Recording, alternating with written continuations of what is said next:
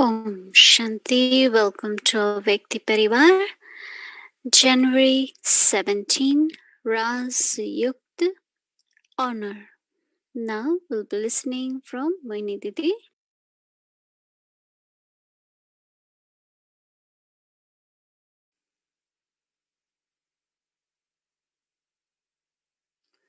Om Shanti.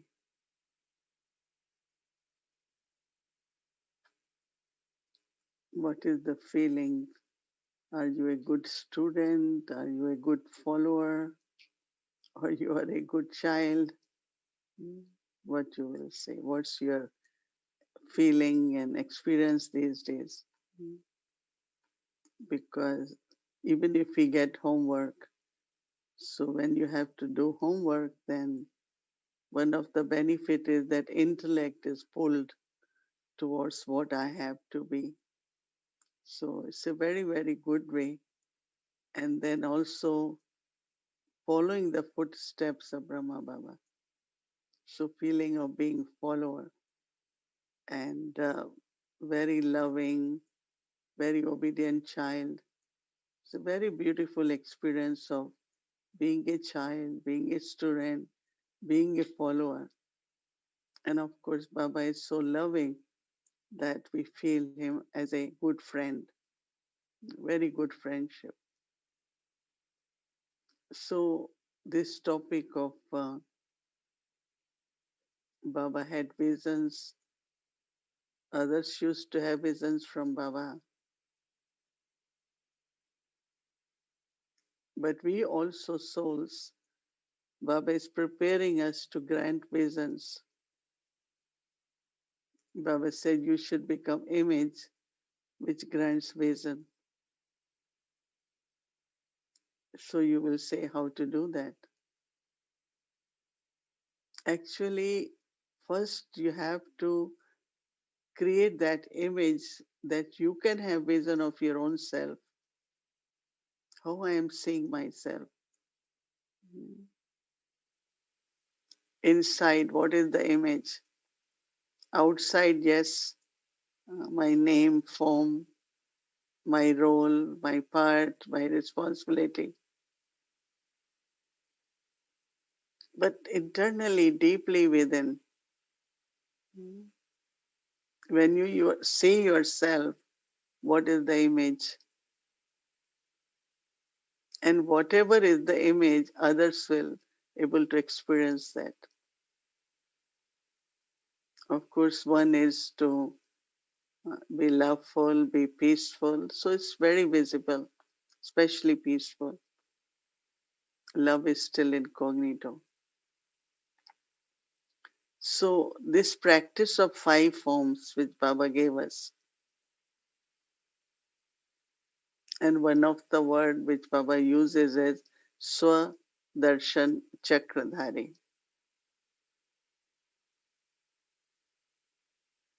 So Baba gives us a vision of the self, what I was in golden age, what I am at confluence age, and for copper age, Baba says you are worshippers, that you think of your worship worthy form. So it's very, very beautiful. We talk about soul consciousness, but am I in soul conscious when I'm talking about soul consciousness?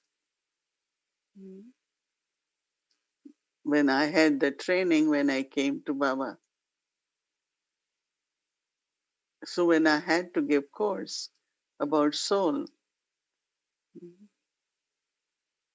I will practice first to feel, am I in that awareness of that I am soul? And really then when you speak, other person will immediately have experience.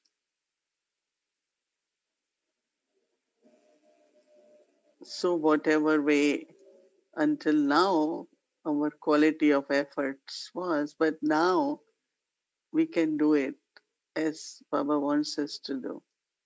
Keep emerging your eternal form, that is soul consciousness. Practice. What is my eternal form? Of course, from that you yourself will benefit, but other souls can also can feel that when they come in front of you, their questions are answered, they don't think too much, they feel peaceful, they feel lot of love. Whatever are the qualities of the eternal self, if I am in that image, others will experience that. And same is when they used to have Baba's vision of divine form. So our original form also is a deity form. And deity is internally from that purity, divinity. So when I create that image within of the beginning of deity, then how it will be visible bhavana. They look at devotees, they have bhavana, plus they know that any desire we have or any sorrow, bondage we have, if we tell God or Goddess, it will be removed. My desire will be fulfilled. So souls will experience that their desires are being fulfilled, their sorrows are being removed. If I am in this image of deity form. And it's not, we don't accept any worshipping, but bhavana is there. There will be a lot of bhavana. And this bhavana is emerging because of your uh, deity form. Because for deities, no, there is a lot of bhavana. For some, there is not that much bhavana because I'm not creating that image. I am more like a sevadari, more like a server, more like a coordinator.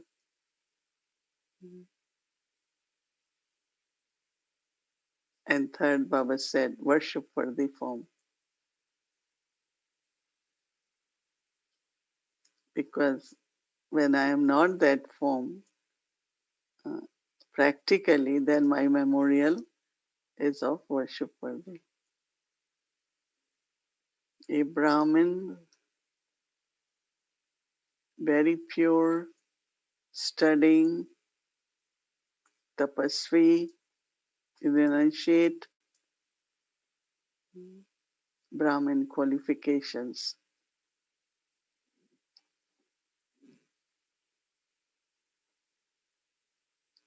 And then as an angel, very light, very selfless, available all the time, listening to everyone, sharing the message of God, and of course, very detached, light and lovely. Today I keep thinking detached, light, and lovely. When I am detached, I feel very light. There's nothing really, just light. No thought, no heaviness, no pressures. Detached, light, and lovely. So, as much we practice these five forms, be image of that. Swadarshan, vision of my own self. Baba says, if you are doing Pardarshan, you cannot be Swadarshan Chakradhari. Pardarshan is what others are doing, what others are like.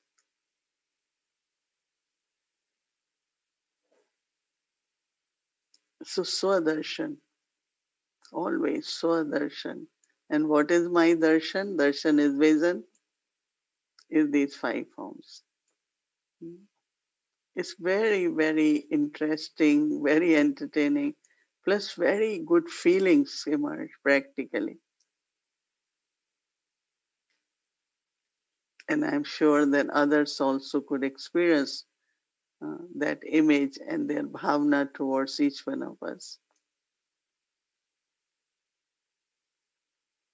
So we have, uh, it's not work, but we have to practice five forms much more now and become image, one who grants vision, or give them the aim, no? When you're asking someone you have to become deity, but they don't have any feelings. Mm. I know with dadis when they didn't say anything, we used to say they look so divine, so simple, but very their faces were and lot of light and cheerfulness. So now is the time to create that image and grant those visions so that they can see their own image looking at you, they can have same feeling. Baba's honor is a very respectable person in Lokik life because he lived the life of values, moral values, social values, and we can call it Maryada Purushottam. In society, had a very, very good image because one does a lot of business, right? And you get money, profit, and you live a luxurious life. Right? But Baba always shared his fortune. There were those days, there were many, many parents who couldn't get their daughter married because they didn't have enough money. Baba will give money to them so their daughters can get settled. Or whatever are the needs of the society. He will come forward and he would share his wealth, charity. So naturally, uh, when you have such a social feelings for everyone within the community, you are respected. His character, very, very beautiful family life, dedicated in his business, but lot of worshipping, going to pilgrimage places. So the way he used his body, his wealth, his relationships were of maryadas. Maryadas are norms of life or code of conduct. And then when he got Baba's message, he became instrument. Baba's personality was so elegant. Even whatever his dress was before, Baba wore suit and tie and all that. Then he went for business. And then Baba just changed, became very simple. He will wear a simple kurta, and the bottom part is called dhoti. And when Baba came, what Baba said, he never changed his dress after that. He just wore that. So one time Baba was telling jokingly to one sister, because she used to change her hairstyle and all that. Baba said, devotees will get confused. This is not the one I saw. One time he was wearing cap from Nepal. Souls from Nepal came and they brought cap for Baba. And Baba wore just for short time to make them happy. Had a good photograph. He took off. He said, I can't wear it because my devotees will be confused. So he used to teach us in a practical way. Don't keep changing your form. Clothes, I know, for Lokik work people have to wear sometimes.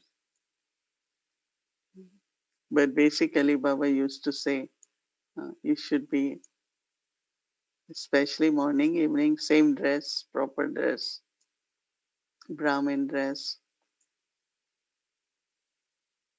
because that's the time you're really teaching and you are instrument. One of the biggest maryadas of our speaking words, always, always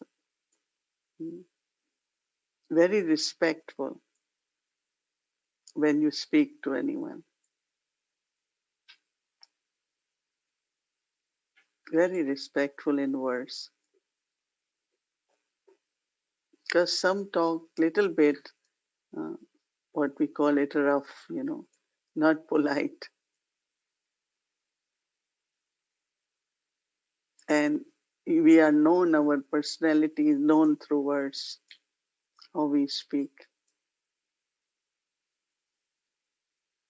So Baba's was so elegant, the way he respected, whether they were little children or young ones or equals or older ones. Our language, our words have to be of Maryada. That is why Brahmin dictionary is very small because we don't use many, many words amongst ourselves or anyone. So honor, Baba's honor as Maryada Purushottam was also his verse.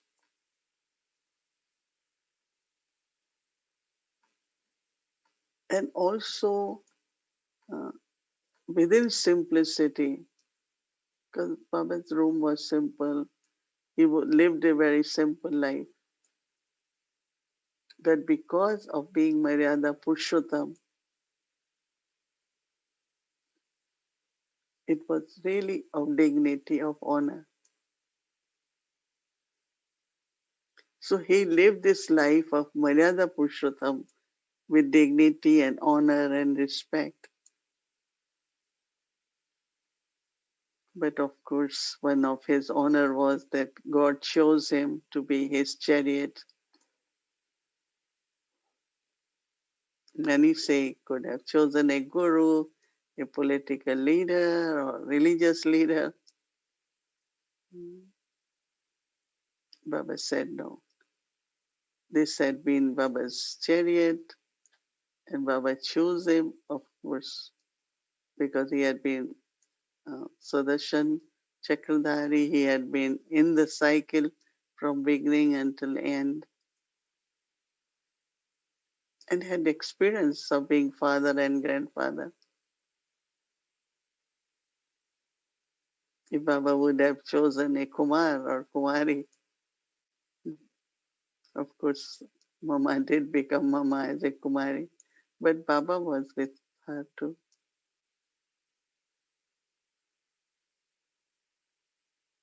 And then his beginning uh, of when he became instrument, and during his journey, whatever difficulties came, he didn't lose any Maryada, honesty in everything. It's not that there was nothing, so they start begging or asking people, no. Such a dignity. They said no. They never ask anyone.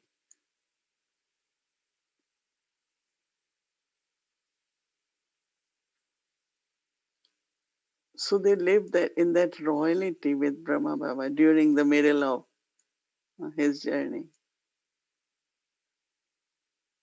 And in the end also.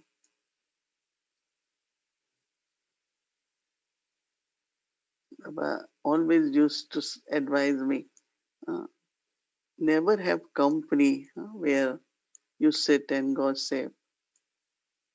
Everyone has their own thinking, own experiences of life. I can't really, yes, I like it, but I can't be like that, no.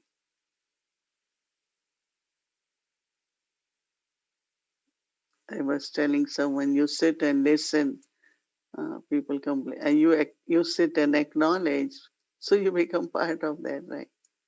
But if you say, no, I'm sorry, I can't sit and talk about all this, because it doesn't create good atmosphere, right? It breaks kind of vibrations of yagya, royalty, loyalty towards yagya. Because the space you are using, which is sacred space for very ordinary attitude and ordinary vibrations. So how can service happen from that place? No? So I always had admired Brahma Baba that was listening to everything, helping everyone, but never say anything towards anyone. So honor in many different ways. And the way he left body without any dependency.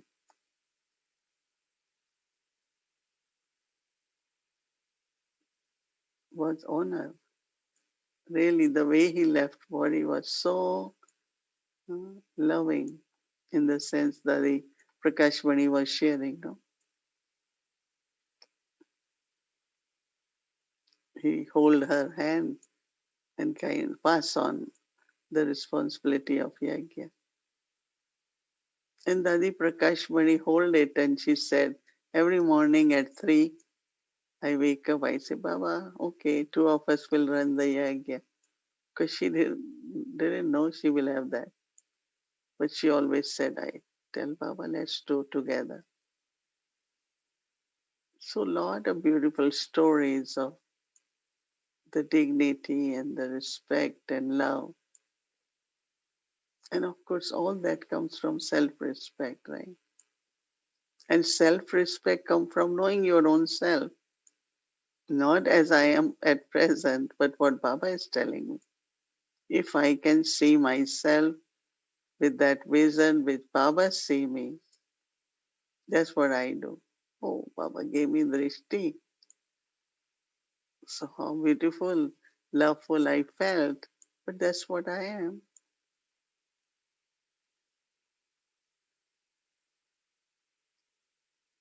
So we can contemplate more on that. And of course, January 18th is coming. We all are preparing, and we have 3 days bhakti. Whenever you're not working, doing anything, it's always good to just join bhakti. Om Shanti. Om Shanti, dear Mohini Didi, and greetings, everyone. It's such a lovely journey we're on together, and when we are told to follow Brahma Baba's steps or footsteps, I think we didn't realize there were so many footsteps. And honor is such an interesting, I don't even know what to call it, a value, a quality, a noun, and I was reflecting a little bit, and I know we don't use titles for ourselves, right? We don't call ourselves the Honorable Eric Larest. But where do we get our honor from? I know we use that expression. It's my honor to be with you. It's my honor to be invited. It's a strange, and I know you connected that value, that dimension of Brahma Baba's personality with respect, dignity. I'm sure there's also humility. So how would you describe this quality of being honorable? How would we be an honorable BK? How would we qualify as being honorable BK? I think you have to both ways self-respect, as I said, from Baba's drishti, Some might say, no, I don't have. But how Baba looks at you, can't you look at yourself with same drishti? So that respect which Baba gives you becomes the self-respect. So from that self-respect, you then live a good example, be a good example in whatever you are doing, whatever you are becoming. And when you are good example, then you grow like that. So you are honored in the sense of you are asked to do particular service or a project, become trustworthy for yagya. So when you are given any assignment, you say, oh, really, I feel honored and humbled both. Generally, as much we are honored, that much humbled we feel. I think that's everyone's experience. Very few might say, oh, I am more arrogant now. So living in that and be a good example for everyone. I'm trying to remember the exact expression in the Murli, which we haven't heard for a long time. I think, is there not something like you should honor your father's beard? Is there not an expression we heard like this? Yeah. I never quite understood.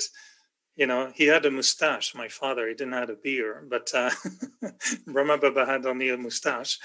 But I always identified honor in the role of representative of a government body. That's why we give this title, Honorable Prime Minister. And I found that honor to us was to defend or to represent the Yagya, the Sadguru, the Father. And we have to honor the Yagya. We should not, like Baba say, if you make a mistake, you may defame the Sadguru. And in that way, is that correct to think that honor is also my relationship with the Yagya? That I have to stay up to the values of the Yagya, so I honor the Yagya. Is that something also connected? Yeah, also clan. No? Baba always says, remember your clan, because honor, if I do something wrong, then whole clan, everyone thinks, oh, Brahma Kumaris must be like that, image. And of course, of Baba and Sadguru, but also of the clan. Baba mentions many times that honor, always do right, so you keep the honor of the family, the clan. How do you remember Brahma Baba defending the honor of the clan? I think, positioning yourself what that clan should be and what I should be as part of clan, not defending. Baba always, like even if criticism has to be responded, he will say, you just say what is truth. Don't say you are wrong. You all must have heard Nimal Shanta Dadi once asked Baba, someone was writing something very ordinary for Brahma Baba, and that was not true.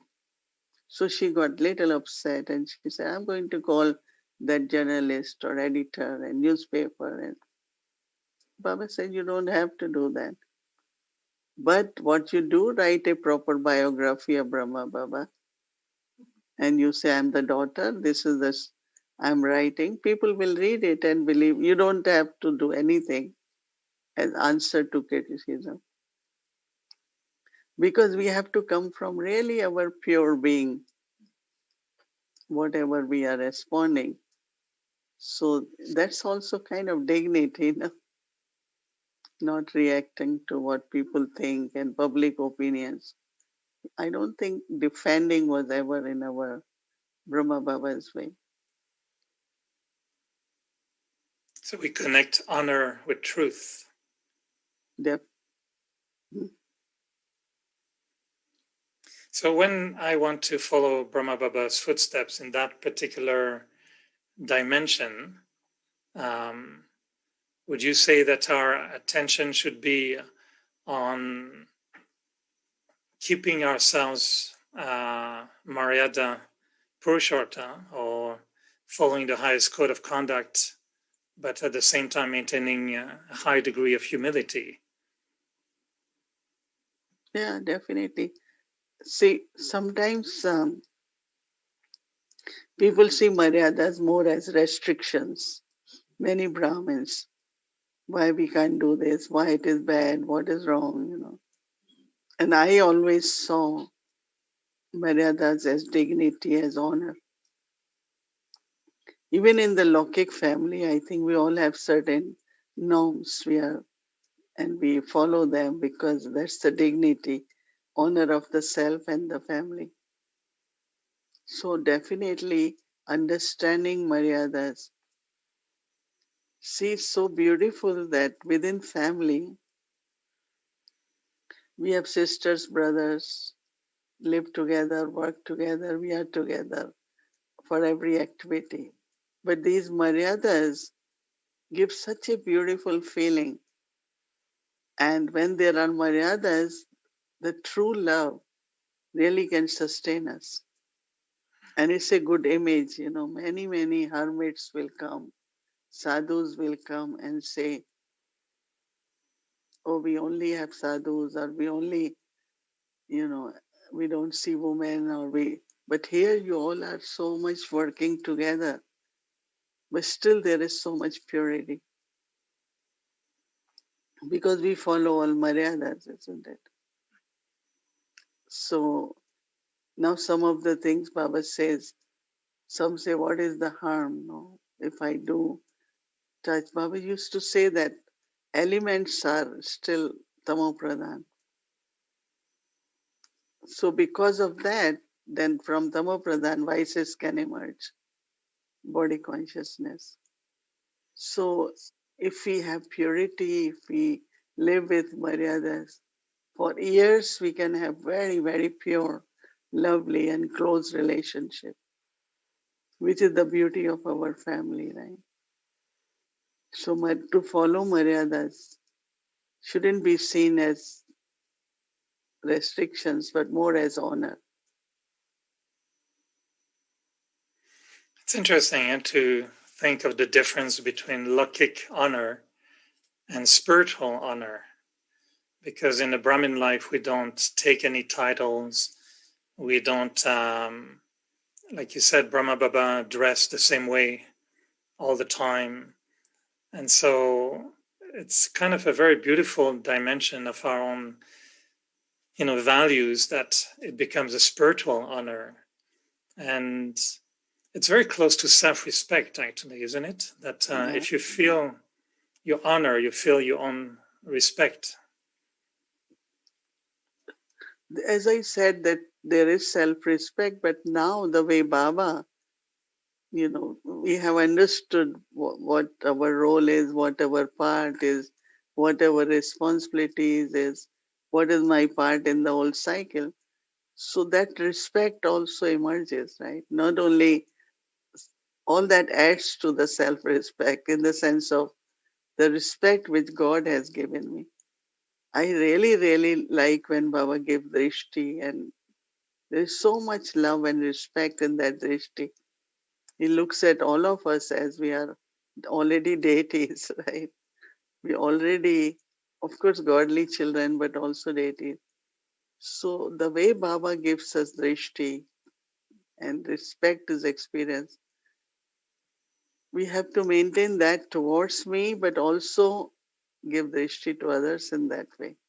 We are looking at the image, respectful image of deity, of an angel, of a Brahmin who is also sacred person. So, but drishti of respect and honor towards myself, but others also, something very, very spiritual, and I think is much needed all the time.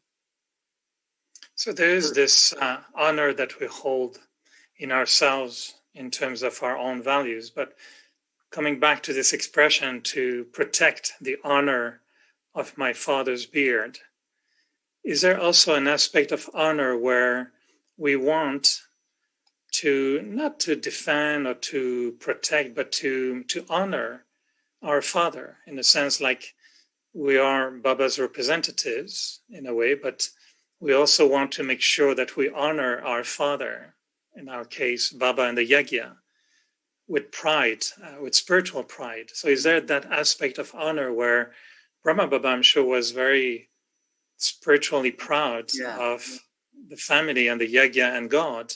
So I like the idea you mentioned. We want to honor God without proving truth. It's a beautiful dimension. How do you describe that honor we have for the Yagya and for Baba?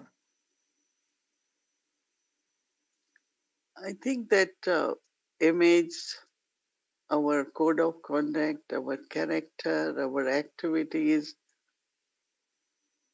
like Baba has given us certain principles which governs the yagya. There was a time that Baba, of course, living a life of character and discipline, but even for wealth, Baba will say, no, you cannot ask. You are God's children.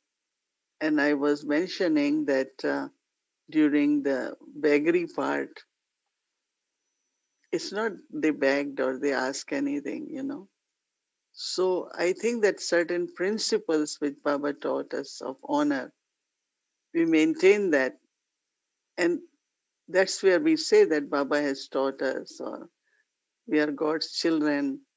Like Dadi Janki used to say, how can a God child said, I don't have?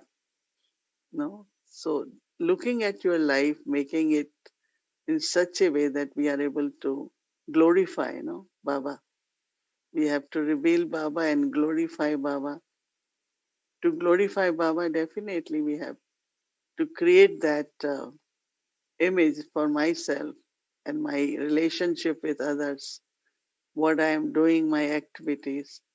So I feel that Baba is honored in a way. So Brahma Baba did everything accurately in a perfect way, clean, and of course, truth was one thing. You all remember that Dadi Prakashmani said one time in a big audience, I can say that I never tell lie. I always spoke truth.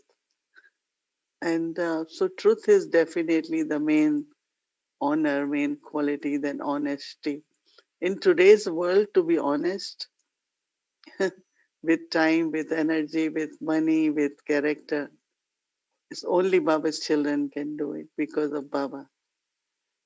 Right? I know maybe you are looking for some other answers, but that's what I could think of. No, I'm not. I'm exploring. This is a very unusual name. We like to think of Brahma Baba with all the qualities of peace and love and contentment, happiness. I don't recall them early on this particular value of honor, and I think it's intriguing. But I will practice tomorrow being the honorable Brother Eric and see how I feel. I will practice all day long thinking, I'm honorable. How does it feel to be honorable in a, of course, spiritual and humble way? But I never thought that this word could be actually a very beautiful word. When I was younger in France, like in India, a small village, you are known by your family name. And wherever I went, my name was not Eric, but they always used to call me the little Larest, which is my last name. So I was always aware we were raised with that identity that you represent your family. And if you make a mistake or if you're caught being naughty in the village, you're defaming your father. And my father was saying, what did you do? The neighbor or the lady at the bakery told me that you were a little bit naughty with the friends and your bicycle. And in that way, we had to protect the name of the family. And I feel as a Brahmin, we do have also the same responsibility that people will know. I always joke and I say now, if I go and walk in a park nearby, sometime I was a little bit body conscious and somebody says, hello, Eric from the meditation center. And I say, oh, everywhere I go, people are watching you. So you cannot you have to be careful, because if I'm caught being a little bit, not totally accurate, they would say, yeah, you look very serious. What's wrong with you? Oh, and I'm not representing the center very well. So I became aware I'm holding the honor of the family, and I have to be careful. Like Baba said, pay attention. The world is watching you. And now they're not just watching you, they're taking pictures of you. And then you will be on Facebook looking very serious. And it's, you see, one day, and a friend, sister, her son lives in the neighborhood. And he said, I look at the souls coming out of the center. Sometimes they don't look that happy. And I felt very concerned. I said, okay, now everybody, you have to look happy when you go out.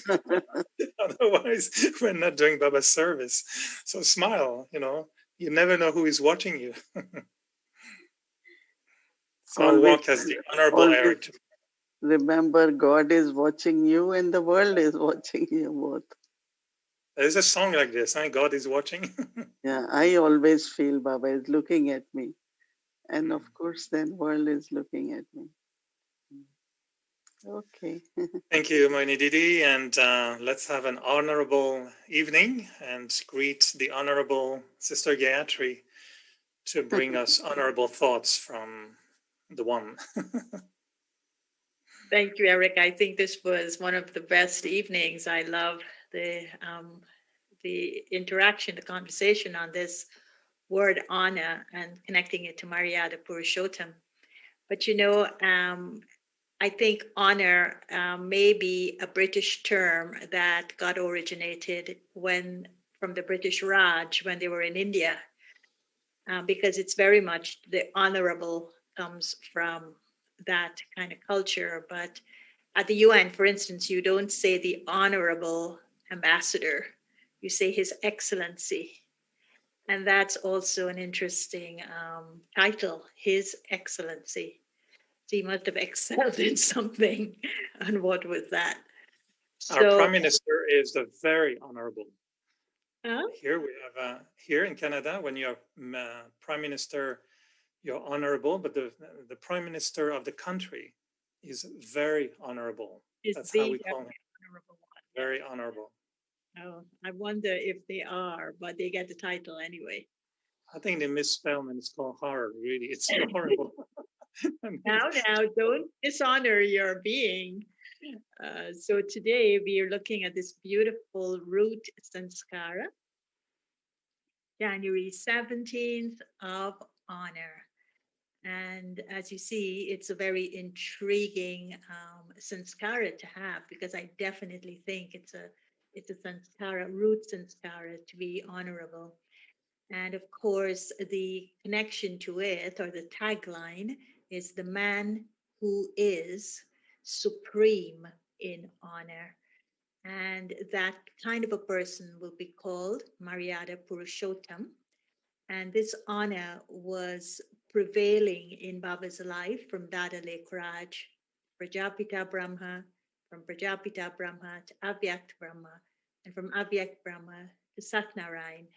This sanskara, or thread, or personality trait, seem to have been throughout the various stages of his life, and was seen, as Sister Mohini described, in many very different ways when he was at home as Dada Lek Raj, how that honor was seen in a life of morality and social values.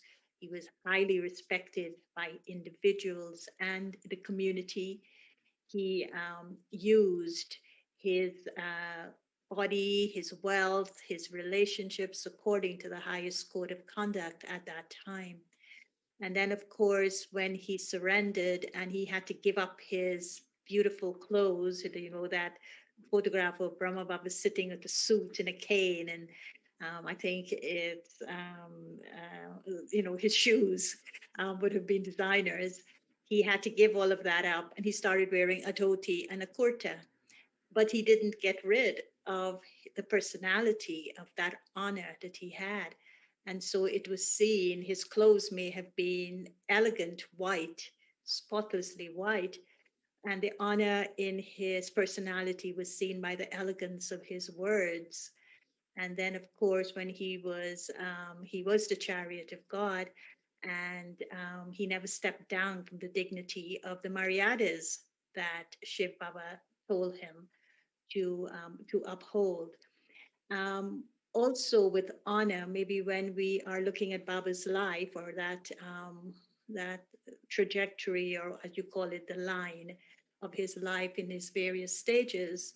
Um, I think that one of the beautiful questions, or the beautiful things that we should think about, is what does it mean to uphold the honor of the father's beard? And I think this is so very beautiful. But upholding that, and Eric asked Sister Mohini this beautiful question, that can I uphold honor without proving truth?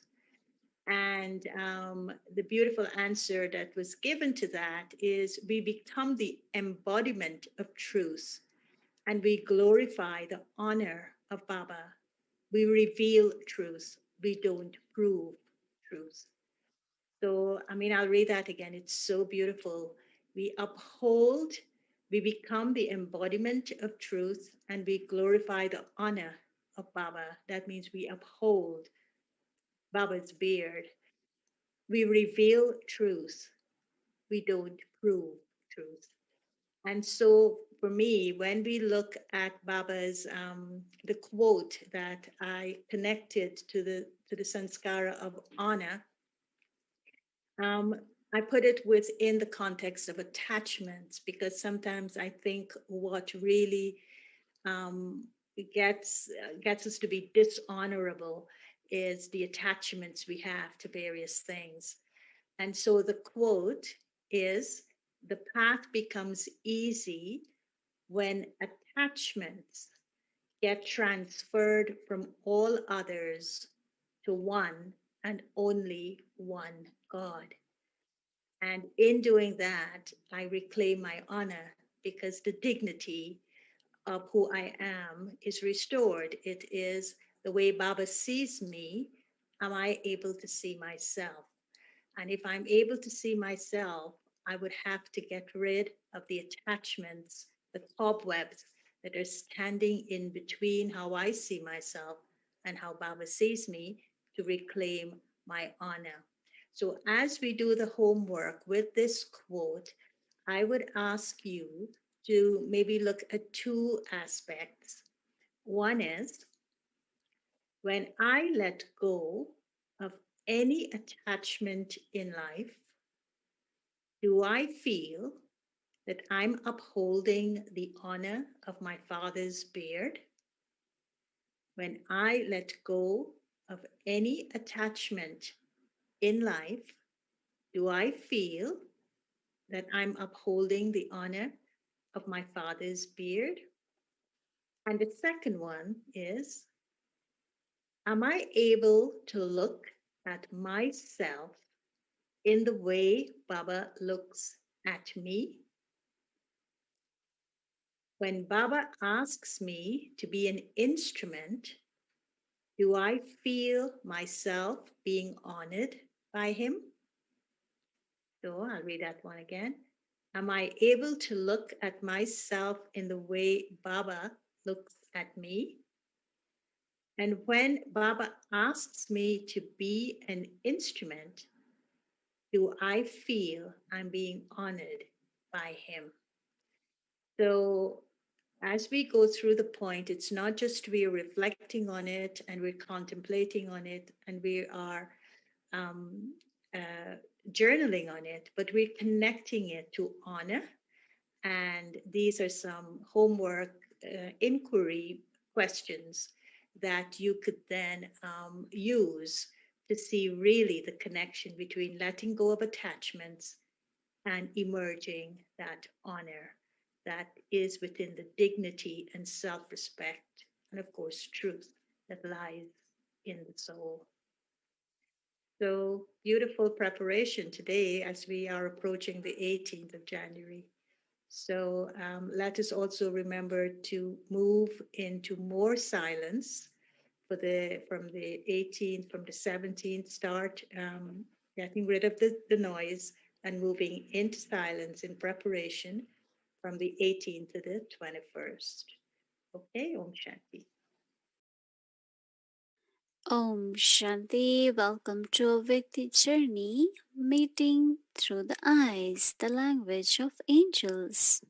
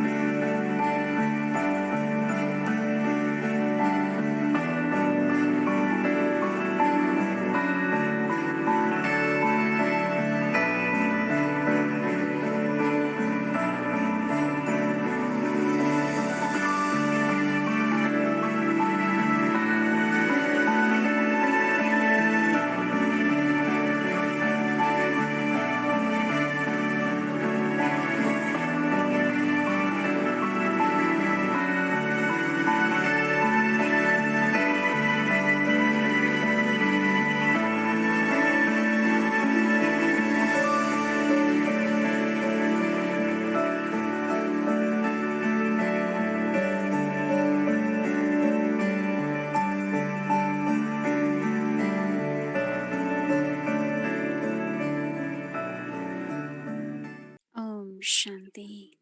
So today is our Spotlight Drishti Day. So we'll be having this vision that yes, the whole world is in front of us and we are also in front of Baba and giving that drishti to the whole world and sharing the drishti. But before that,